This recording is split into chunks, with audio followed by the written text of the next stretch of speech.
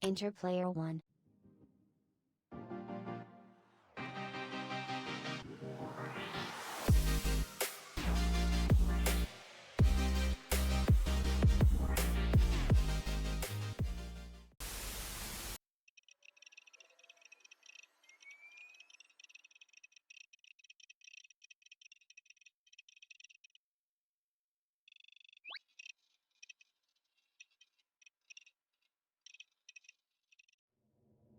Ah, Vault 111, a place where dreams of the future were frozen in time, quite literally. But beneath the surface of this cryogenic marvel lies a chilling narrative of deception, control, and tragic loss. This vault, nestled in the Commonwealth, stands as one of Vault-Tec's most infamous experiments, where the line between scientific progress and ethical boundaries was not just blurred, it was obliterated. Vault 111 was designed to test the long-term effects of cryogenic stasis on human subjects. Unlike the inhabitants of other vaults, the residents of Vault 111 were not informed they were about to be put on ice. Instead, they believed they were entering a safe haven from the nuclear devastation above, only to be silently ushered into a frozen prison. Once the vault was sealed on that fateful day in October 2077, the residents were placed into cryogenic pods under the guise of a routine decontamination process. Imagine the horror if they had known that the safe place they had fled to would become their tomb. The initial phase of the experiment seemed to proceed as planned. Residents were sealed into their pods, and the cryogenic systems activated. But this was no humanitarian effort.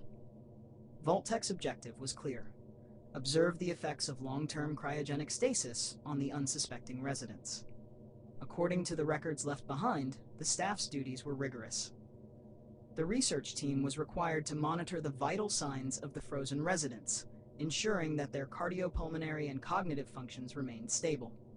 But here's the kicker: life-saving intervention was only permitted if more than 80% of the population had perished. Otherwise, they were to be left to their fate, with the staff merely observing and recording the data. This wasn't just an experiment, it was a death sentence for most. As the days turned to weeks and then to months, the reality of their situation began to weigh heavily on the Vault's staff. The all-clear signal from Vault-Tec, the supposed beacon that would allow them to leave the vault, never arrived. Supplies dwindled, tensions rose, and the thin veneer of order began to crack. By April 2078, just 6 months after the vault was sealed, a mutiny broke out. The security personnel, desperate and starving, demanded the vault be opened. The overseer, clinging to the protocol and the fear of radiation outside, refused. This standoff led to a brutal confrontation that left the vault in chaos. The final log entries suggest a grim end for those involved, whether by starvation, violence, or despair. But what of the residents? Their story is even more tragic.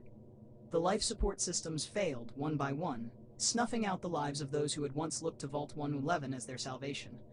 The cause of death for most was asphyxiation due to life support failure, a cold, clinical description for what was undoubtedly a horrifying end. Among the residents, one pod remained different, Pod C6, which housed the sole survivor. Unlike the others, this pod was deliberately kept functional, the occupant preserved while the others were left to die. The reason for this is shrouded in mystery, but it's clear that the survivor was meant to witness the world after the Vault experiment had run its course.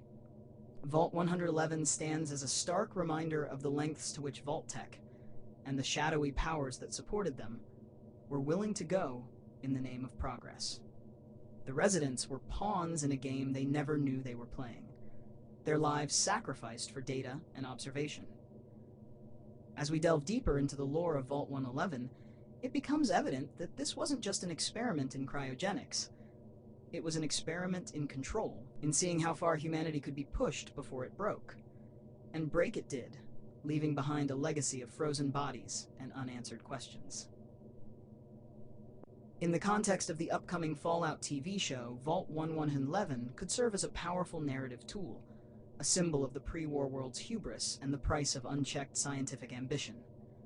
It's a vault where the promise of a better future was twisted into a nightmare, and where the sole survivor's journey begins, not with hope, but with the cold reality of loss and betrayal. And so, as we remember the residents of Vault 111, let us not forget the true nature of Vault-Tec's experiments. They were never about saving lives. They were about control, power, and the dark side of progress. In the end, Vault 111 wasn't just a vault. It was a tomb. A place where the future was meant to begin, but instead became a frozen monument to humanity's darkest impulses. And there you have it, Vault 111, where the dreams of a better tomorrow were cryogenically sealed alongside the hopes of its unsuspecting residents. A vault designed not to protect but to preserve, to freeze away the inconvenient fragility of human life in the name of science. As always, Player 1, I'm left pondering, who's the real villain here? Vault-Tec, with its insatiable thirst for data. The desperate humans who signed up for their own demise? Or perhaps it's you, still holding on to the idea that anything good can come from the chaos of the old world. But don't worry, I'm sure you'll keep searching for answers, as futile as that may be. After all, what's a little more digging when you've already opened the Pandora's box of the past? Until next time, remember, the Wasteland isn't the only thing that's cold. Stay frosty, Player 1.